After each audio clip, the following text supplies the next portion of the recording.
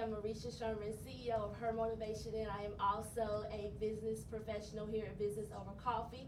We are here today live. Say hello, live audience.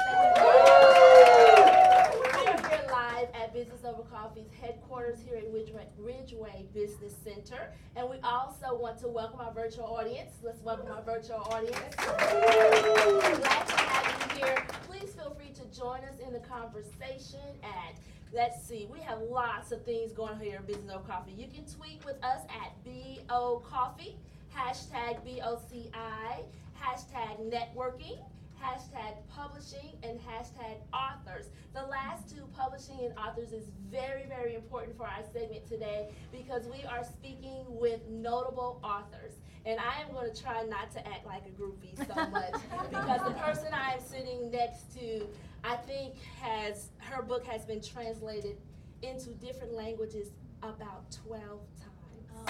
Oh,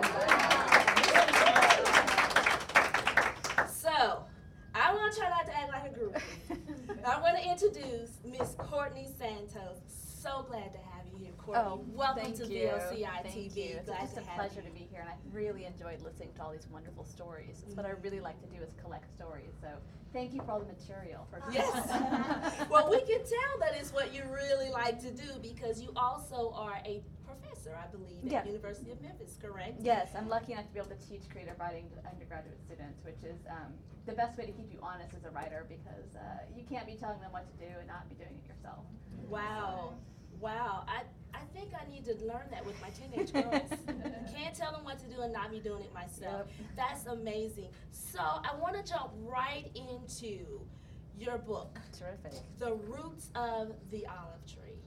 That is incredible in itself because we all know about the olive tree and what that represents. But I want you to tell us in your words a quick description of the roots of the olive tree. Absolutely, and you're definitely right that it does have biblical roots.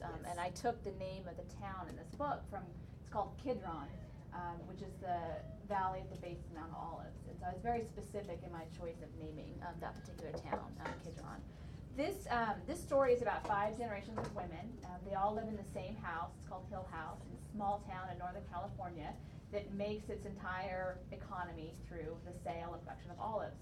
And it's based on a real town that my great-grandmother grew up in. The real town is called Corning, but let me just tell you, Corning is a terrible name for a fictional town. So clearly I had to change it. And in this particular novel, it deals with the idea of longevity and aging. So the oldest is matriarch Anna, and she's 112. Wow. And her quest is to become the oldest living person in the world. I think she's doing well in her quest. She's not bad. 112 is pretty good. Yeah. So, first thing that I heard you say was there are several generations of women living in one house. Well, they tell you gotta have some conflict to keep people reading, and I figured the best way, personal experience, I had until last October 5 generations in my own family. And we would get together and we love each other, but we would also fight. And I think that's where a lot of the truth and the enjoyments come out of reading, is when you're seeing the conflict in a book. So I put them all in the same house. I think if my family had lived in the same house, one of us would not be here. Wow. That sounds like what we do here at Business Over Coffee. We're bringing everybody together. Yes. We're connecting, collaboration, exposure, and business, because I know all of those things had to be going on in your house as well. So it seems like the story may be a little personal for you, and you've taken it and kind of intertwined it into your book. And the book, I read some of the book and what the story was about, and it's actually, the book to me is one of the daughters comes home and she's in an overwhelming situation. Tell us about that. Yes, so the book starts with the youngest generation, Erin, coming home, and she comes home unexpectedly pregnant. And there's a lot of kind of concern and mystery surrounding, why she came home, why she's pregnant.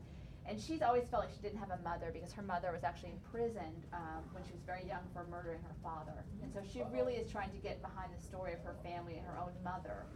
And you're coming to terms with that when you get pregnant, the first thing you call is your mother, and you say, "Mom, let's talk about this. I'm going to be a mom. We got to talk about it."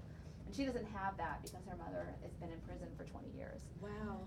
And then the other thing that happens to this family is that they attract the attention of a geneticist who wants to study them for their longevity, because not only are they living long, but they're living well, and that's the ideal, right? We want to live Wow. I mean, I would love to be old, so that I can still like run and walk and see and hear. And it's, you know, it's that kind of thing that tantalizes us about being able to live forever. And so these women have that, and he wants to know Wow. why they have that. Wow, that is a great story. And seeing that your education is in creative writing, Yes. I can see how you have creatively taken and intertwined all those women, because even though you would think that we're going to focus on the young lady who comes Yeah. home pregnant, but each of those ladies have a story. And I know you were sharing with me here in our live green room, as I like to call it, before the interview, you were sharing about how you love for women to share their stories. Yeah. So tell me a little bit about that as So well. my big passion, because I come from such a strong line of matriarchs, is getting women to tell their stories. And I found my father's mother, I didn't realize what a great storyteller she was until her husband had died. She would always defer to my grandfather Jack, who was he was a great storyteller, big. He would talk about being in World War II, he would talk about his time in Greenland, and he had these really big stories to tell. And she deferred to him constantly. Let Jack tell that, or let Jack tell that.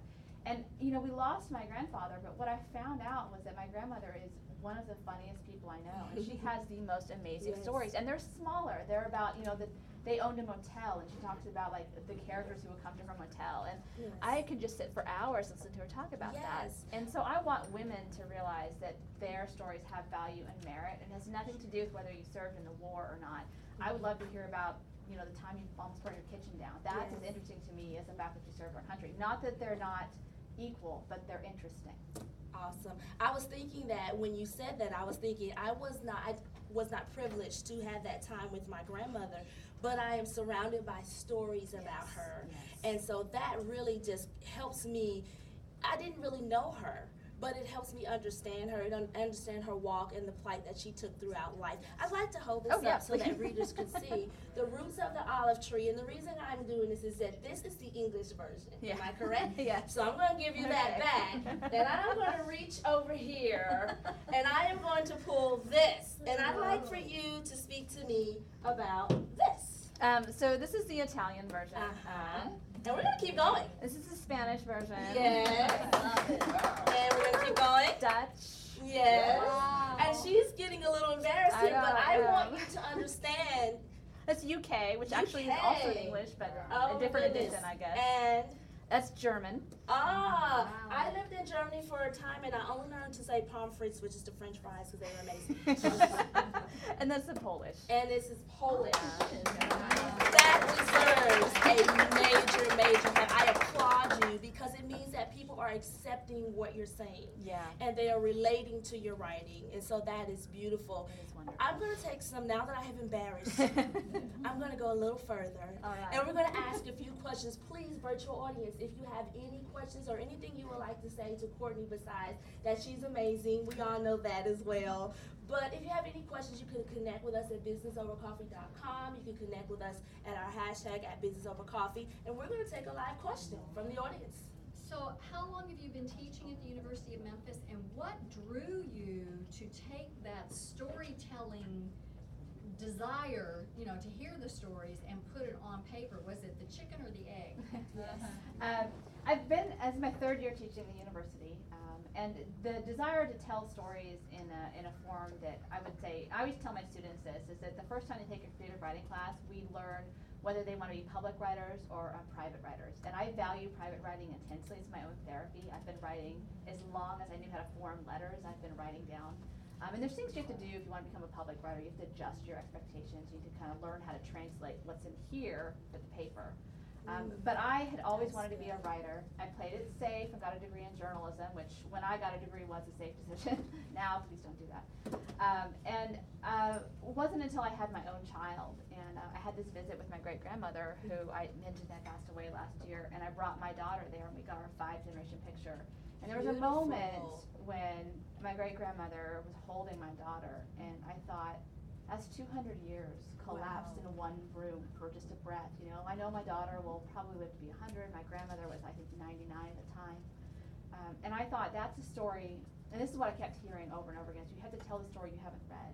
And I felt like that wasn't a story that I had read before, the idea that you could have generations that have a foot in the 1800s, a foot in the 1900s, a foot in the 2000s, all in one space. So that's really amazing. motivated me. That's amazing, Courtney. That is amazing. I'm blown away by that story, and I'm blown away from how you've taken that. I can see that it's very personal to you. It's very meaningful, and you've placed it in the book for us all to relate. So again, I am here. I don't know which version to pick up. So I am here with Courtney Santo, The Roots of the Olive Tree. It's an amazing book. You can reach Courtney at, can you say that give us some information about sure. where I we have can a get these website, books? CourtneySanto.com, but you can, it's at any Barnes & Nobles, any local bookseller, any way you like to buy your books, you can get it. It's pretty easy. And then I'm also on Facebook, and it's Courtney M. Santo. I do Twitter at Courtney_Santo, and I do Pinterest because I like to waste time. But it's Miller Santo. And Courtney, what language should we look you up on Facebook? Just English will get you fine. Well, Courtney, it has been a pleasure Thank to you have so you here much. with us at BOCI TV.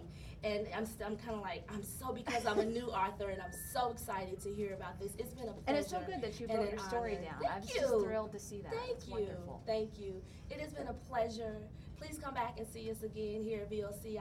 And do you have any upcoming events before we go? We just got a quick second Nope, to know just about. nothing that I know of. Okay. Well, thank you, live audience, for being with us. Thank you, virtual audience, for being with us.